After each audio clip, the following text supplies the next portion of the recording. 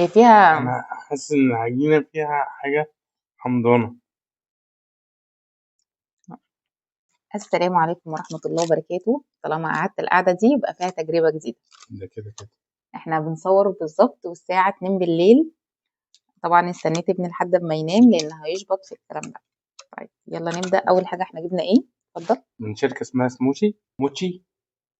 موتشي جبنا 3 انواع، المفروض جبت 4 بس طبعا عشان ما تتوصاش بالصبر. اكلت واحدة بطعم الفانيليا. جبنا النوع تاني، جبنا سولت كراميل، وراني كراميل مش باين. مملحه. كراميل مملحه. مش عارف انت شايفينها ولا لا. احنا جبنا شوكليت وجبنا ايه دي او بالمانجا. اول حاجة احنا اخر ناس طبعا نعمل الترند ده طالع من زمان جدا بس انا كان نفسي فيه. فربنا يبارك له هو بيجيب حاجات الشهر فلقيته مفاجئني بيهم. الزوج الحنين رزق. بصوا احنا جايبينها من طلبات. تمام فجايه سايحه خالص. دي بقى لها يوم يعني بس احنا حاطينها في الفريزر بس. لو من سوبر ماركت او حاجه انتوا تجيبوها فطبعا هتجيبوها افضل من كده.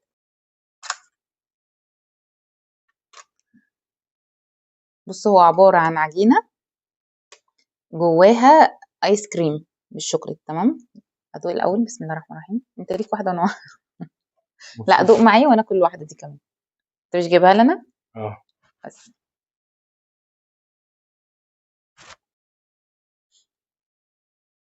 بصوا ما طعمها جميل. انا بحب طعم الشوكليت بس طعم عامله زي العجينه بنشا.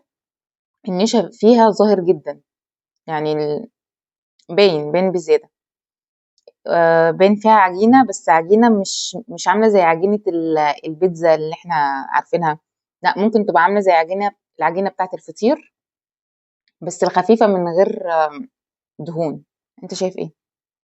بص انا برضو دقت الموتشي بالفانيليا، خدت منها حته كده، سرقت حته. كانت العجينه زي ما بتقول كده، كان فيها تيست كده، نشا كتير. بس انا حاسس هنا اللي بالشوكليت اقل شويه. اقل شويه كمان، حاسس بافتر تيست كده غريب يعني. في النهايه كده في طعم كده غريب، عارف بقى الشوكليت بطعم حلو المانجا. يعني. وانا المفروض هو عندي عنده حساسيه حساسيه. من المانجا فانا هدوقه بس حته. والحمد لله. ايه ده دي بايظه خالص. لا، هتلاقي الاتنين اتقلبوا على بعض. بصوا دي داخله على دي. بس انا عايز اقول لكم ريحتها مانجا. اه اويسي، مانجا اويسي يعني. هي اصلا اسمها مانجو اويسي. هي طعم المانجا عامل زي المانجا البيتي اللي احنا بنعملها عصير.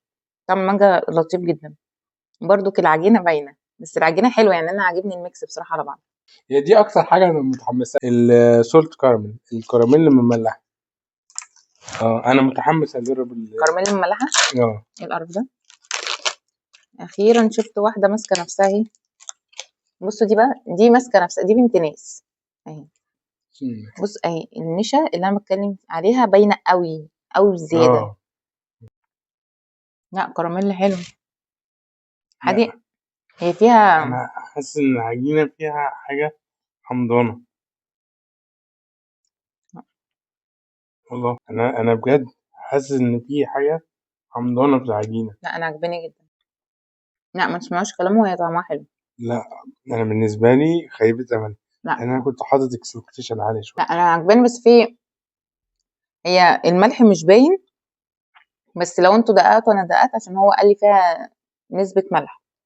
بس حلوة الكراميل اللي انتوا عارفينه حلو. عاملة زي كمان مدية على اللي هو الايس كوفي. فاهم. عاملة زي الايس كوفي شوية. يعني شويه بس. امم.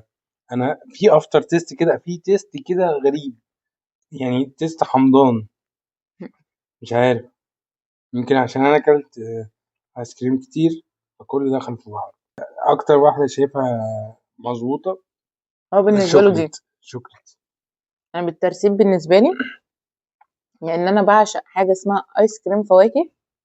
او بعشق الفاكهة في العموم دي نمبر 1 المانجا. يليها نمبر 2 تقريبا هم اخر اتنين اللي هو بالكراميل والشوكليت. هما الاتنين اديهم زي بعض.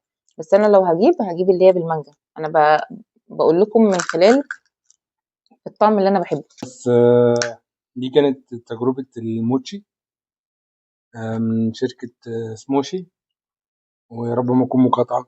أنا جايبها كده وخلاص، والله بس ما أعتقدش، يعني أعتقد إنها مصرية، لأن الموتشي أصلا اللي أنا أعرفه إنه ياباني، اختراع ياباني. ما تنسوش تعملوا لايك وشير وسبسكرايب، تفعلوا جرس التنبيهات لو انتوا على اليوتيوب، وتكتبوا لنا في الكومنتات بقى يعني عايزين نقدم فيديوهات ايه او ازاي نحسن من نفسنا.